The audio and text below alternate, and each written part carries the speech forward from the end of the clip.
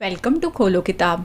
आज हम class 6th, 7th और 8th की गतिविधि पत्रक संख्या 15 करेंगे जो 3 फरवरी को आपको दी गई है। यहाँ ऊपर आप अपना नाम लिखेंगे। यहाँ जो भी आपके शिक्षक या शिक्षिका हैं उनका नाम लिखेंगे। अगर आप चैनल पर नए हैं तो पहले चैनल को ज़रूर सब्सक्राइब कर दें और वीडियो पसंद आए तो लाइक एंड कमेंट करना न भूलें। चलिए देखते हैं क्या दिया हुआ इस गतिविधि पत्रक में हमें। प्यारे बच्चों, आइए हम एक कविता का पाठ करते हैं। आपको एक पोएम दी हुई है इसमें। आप इस कविता को पढ़िए और सोचिए कि इस कविता में किसके बारे में बात की गई है। आपको कविता तो दे दी पर उसका ऊपर टाइटल नहीं दिया हुआ है, शीर्षक नहीं है, तो हम खुद से पढ़ेंगे और फिर गेस करेंगे। एक तरीके से पहेली टाइप। आपको बताया नहीं है किसके बारे में, आप खुद से अंदाज़ा लगाएंगे कि किसके बारे में हो सकती है ये कविता। इस कविता को ध्यानपूर्वक पढ़िए और नीचे दिए गए अभ्यास कार्य को पूरा कीजिए। ध्यान से हम इस कविता को पढ़ेंगे और फिर जो आपको क्वेश्चंस दिए हुए हैं उनको सॉल्व करेंगे। स्टार्टिंग में आपको नहीं बताया किसके बारे में है, लास्ट में जाके बताया हुआ है कि ये पूरी कविता किस टॉपिक के ऊपर थी। पिक्चर्स से भी आप अंदाज़ा लगा सकते हैं कि ये क्या हो सकता है। नीचे आपको QR कोड भी आजकल दिया जा रहा है आपकी इन एक्टिविटी शीट्स में, जिसको आप या तो स्कैन कर सकते हो अपने दूसरे फ़ोन, आपके पास दूसरा फ़ोन हो, उससे ये स्कैन कर लेना QR कोड।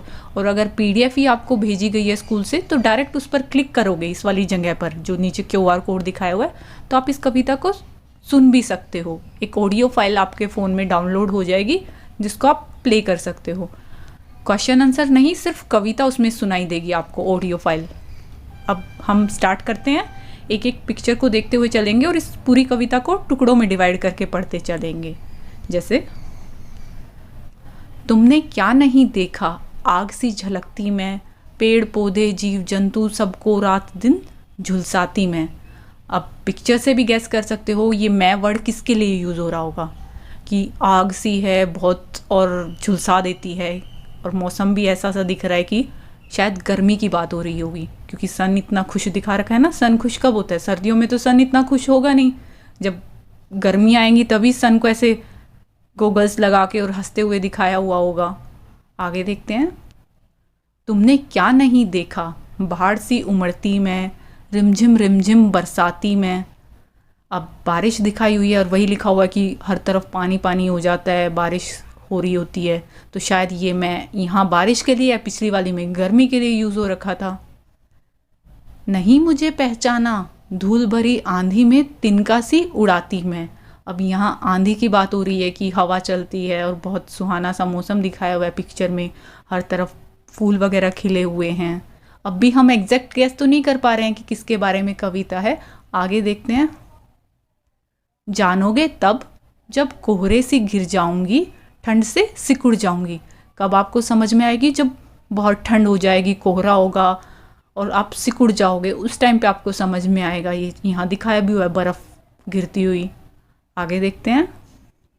मैं क्या हूँ मौसम, हर साल हर बार बार बार आऊँगी मैं। किसके बारे में बात हो रही थी यहाँ पर? मौसम के बारे में।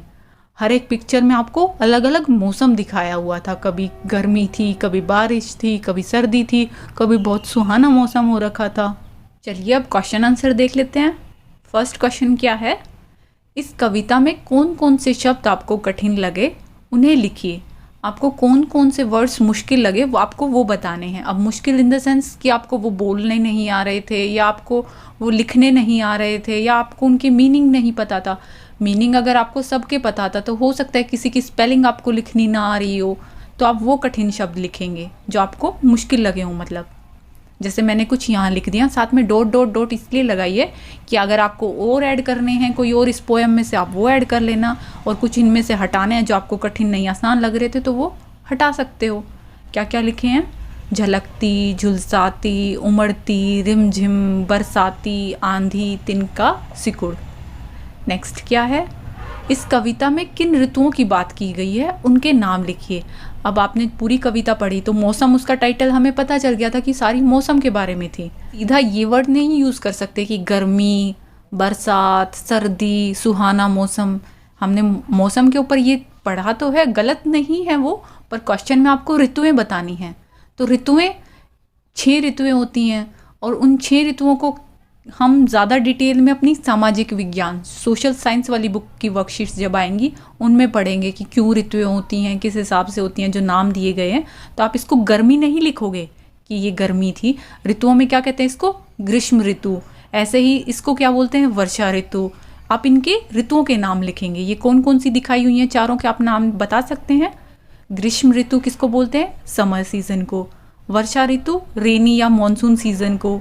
शीत ऋतु विंटर सीजन को। और वसंत ऋतु स्प्रिंग सीजन, जो यहाँ दिखाया होता कि पेड़ पौधे फूल अच्छे से खिले होते हैं, वो हमारा कौन सा मौसम होता है? वसंत ऋतु, स्प्रिंग सीजन वाला। अब ये टोटल वैसे आपने पढ़े भी होंगे कि 6 सीजन्स होते हैं। मेन तो हम इन जनरल सेंस कह देते हैं कि 4 सीजन्स हैं, बट 2 और सीजन्स इसमें नहीं बताए हुए। कौन कौन से? एक तो पतझड़ वाला भी नहीं बताया हुआ, इसमें नहीं है ना पतझड़ वाला। आपको सिर्फ इस कविता वाले ही बताने थे, इसलिए ये 4 लिखे हैं जो इन 4 पिक्चर्स में दिखाए हुए हैं। नेक्स्ट थर्ड क्वेश्चन क्या है? आपको कौन सा मौसम सबसे अच्छा लगता है उसके बारे में 5 वाक्य लिखिए। आपको जो भी मौसम सबसे अच्छा लगता है आप पहले तो वो बताएंगे और फिर उसी मौसम के बारे में 5 सेंटेंस लिखेंगे। अब किसी को गर्मियाँ पसंद होंगी कि गर्मियों में ठंडा ठंडा खाना पसंद है, किसी को सर्दियाँ पसंद होंगी, किसी को बरसात वाला मौसम पसंद होगा। मैं यहाँ लिख रही हूँ वसंत ऋतु वाला। वसंत ऋतु मुझे बहुत पसंद है। इसमें मौसम ना तो बहुत ठंडा होता है ना ही बहुत गर्म। अब सर्दियों में तो बहुत ज़्यादा ठंड होती है, सिकुड़न बनी रहती है, आप पूरा टाइम रजाई में घुसे रहते हो, कुछ काम करने का मन नहीं करता। और गर्मियों में इतना पसीना आता रहता है। तो ये वसंत वाला जो मौसम होता है इसमें ना तो ज़्यादा ठंड होती ना ही ज़्यादा गर्मियाँ होती। इसमें दिन रात बराबर होते हैं। आपने देखा होगा कि अगर गर्मियाँ आती हैं तो गर्मियों में दिन बड़े होते हैं और सर्दियों में रातें बड़ी होती हैं। बट वसंत के टाइम पे दोनों ही बराबर होते हैं, दिन भी और रात भी। होते तो वैसे दिन और रात, अब पूरा दिन अगर आप काउंट करोगे एक दिन में 24 घंटे होते हैं, 24 ही घंटे रहेंगे। बट वो सूरज जल्दी ढल जाता है तो हमें लगता है आज तो दिन बहुत छोटा था सर्दियों में। और गर्मियों में सूरज लेट ढलता है तो हमें लगता है कि आज तो बहुत बड़ा दिन हो गया। इस टाइम पे, वसंत के टाइम पे दोनों बराबर होते हैं। यह हरियाली, फूलों फलों और त्योहारों का मौसम होता है। वसंत ऋतु में आपको पिक्चर में भी दिखाया हुआ था इस एक्टिविटी शीट में कि वसंत के टाइम पे चारों तरफ फूल वगैरह और बहुत अच्छा मौसम हो रखा होता है। सब जीव जंतुओं और पेड़ पौधों में नवजीवन का संचार हो जाता है, एक नई लाइफ जैसे उन्हें मिल गई हो। इसे सभी ऋतुओं का राजा के रूप में माना जाता है। जो आपका वसंत ऋतु होता है, वसंत ऋतु को सभी ऋतुओं का राजा भी कहा जाता है क्योंकि इसमें मौसम इतना अच्छा होता है। अब ज़रूरी नहीं है कि सबको वसंत ऋतु के बारे में ही लिखना है। अगर आपको गर्मियाँ पसंद है तो ग्रीष्म ऋतु के बारे में लिख सकते हो, या फिर आपको सर्दियाँ पसंद है सर्दियों के बारे में लिख सकते हो। नेक्स्ट फोर्थ क्वेश्चन क्या है? गतिविधि दी हुई है आपको एक। अंग्रेजी कैलेंडर के हिसाब से कौन सी ऋतु कब से कब तक होती है, इसके बारे में अपने परिवार में चर्चा कीजिए। आपको इंग्लिश कैलेंडर के हिसाब से कौन सा सीज़न कितने टाइम के लिए होता है, कौन से मंथ में होता है, वो बताना है। और आप इसमें अपने परिवार के किसी से हेल्प ले सकते हैं, उससे चर्चा कर सकते हैं। अब पूरे साल के अंदर जैसे 12 महीने होते हैं, हमें पता है 6 सीजन्स हैं। हम ऐसे याद रख सकते हैं कि पूरे साल के 12 महीनों को हम 2-2 महीनों में डिवाइड करते हैं कि जितने भी आपके 6 सीजन्स हैं वो 2-2 महीने के होते हैं। कि 2 महीने की आपका वसंत ऋतु होगा, 2 महीने की ग्रीष्म, 2 महीने की वर्षा ऋतु, 2 महीने की शरद ऋतु, 2 महीने की हेमंत ऋतु और 2 ही महीने की शीत ऋतु। और सीक्वेंस भी यही होगा कि मार्च से अप्रैल आपकी वसंत, फिर मई से जून ग्रीष्म, फिर जुलाई से अगस्त वर्षा, सितंबर और अक्टूबर और मिड नवंबर तक आपकी शरद ऋतु, नवंबर दिसंबर में हेमंत ऋतु और जनवरी फरवरी में शीत ऋतु। ये आपको इंग्लिश कैलेंडर के हिसाब से बताना था। ये तो इंग्लिश कैलेंडर के हिसाब से हो गया।